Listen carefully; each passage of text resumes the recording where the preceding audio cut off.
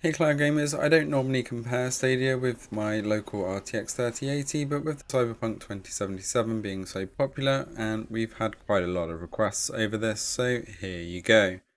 The question here is not, is the 3080 better than Stadia? The answer there is yes. The real question is it $2,000 better than Stadia? And I think probably the answer here is no.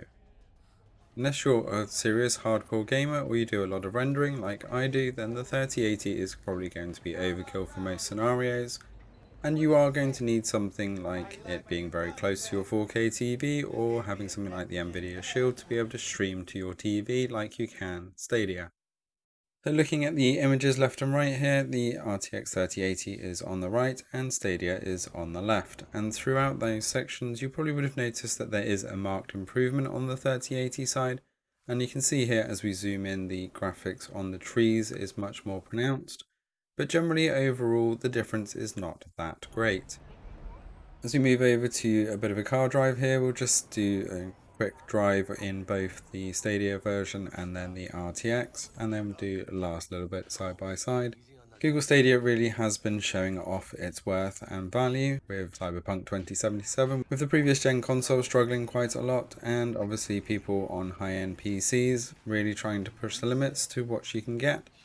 Those of you that managed to get the Premier bundle really did bag a bargain here, as you are going to be able to enjoy this game in Chrome on PCs and Macs, as well as the Chromecast Ultra and obviously mobile devices too. And you can see here that it really does look pretty good in that visuals mode, so you're not going to be disappointed. As we move over to the RTX 3080 version then and have a drive, you can see those ray tracing effects straight away on the windscreen there.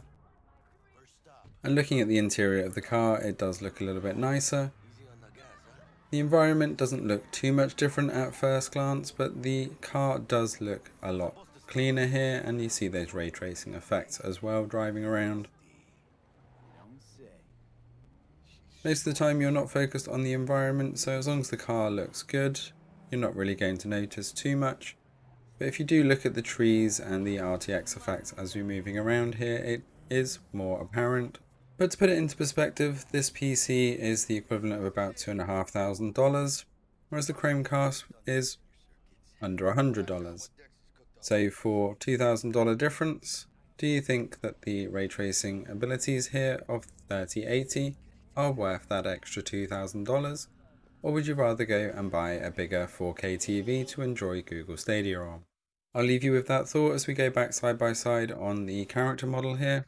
We say goodbye to Misty. Again, is that $2,000 better on the right hand side? I'll leave it up to you guys to decide in the comments below.